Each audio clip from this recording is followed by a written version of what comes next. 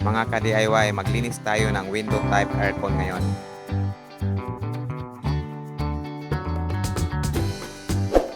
Ang una nating gawin, alisin lahat ng mga screw para matanggal natin yung kaha.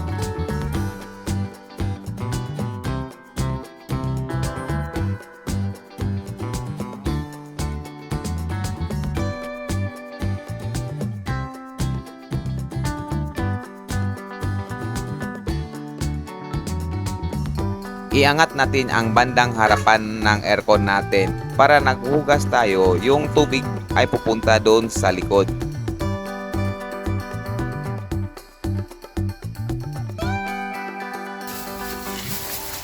Takpan natin ng plastic ang control switch ng aircon para pag nagwashing tayo, hindi siya mabasa.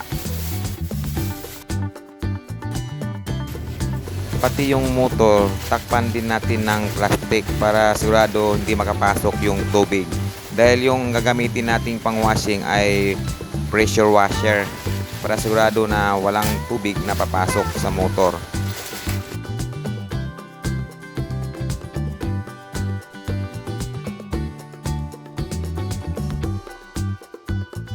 Ngayon, umpisahan na natin mag-washing.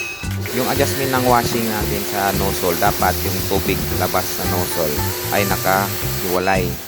Hindi yung katulad nito na buo. Dapat ganito ang labas ng tubig niya.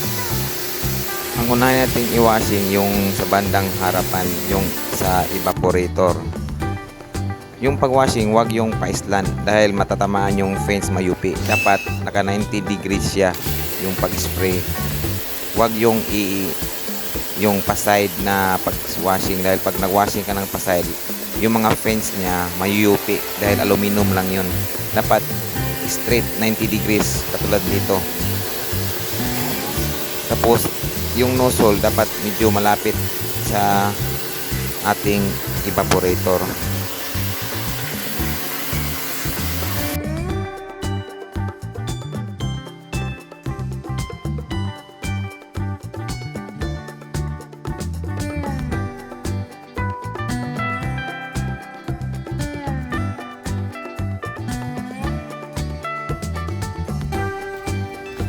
Sprayhan din natin ang ating aircon blower para maalis lahat ng mga nakadikit na alikabok.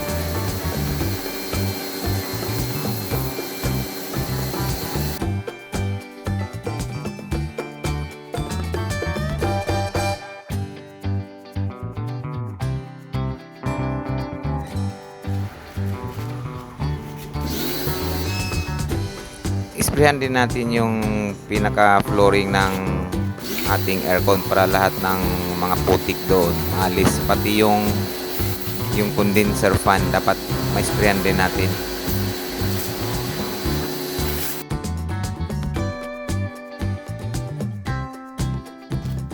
Sprayan din natin dito sa likod yung condenser coil.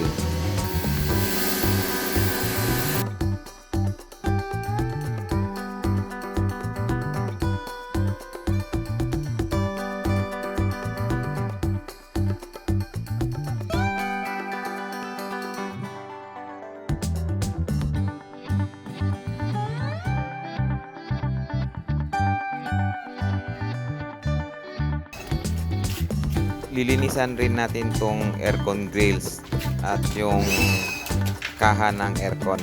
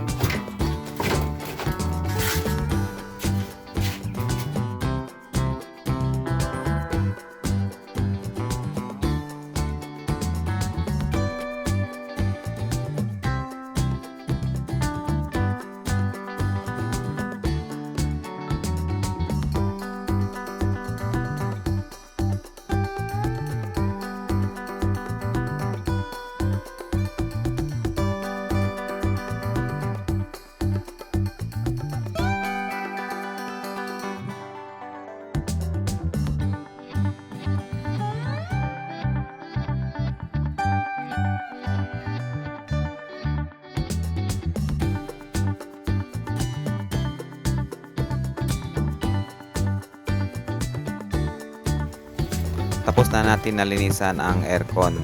Hanggang dito na lang. Like and subscribe sa channel ko. Salamat.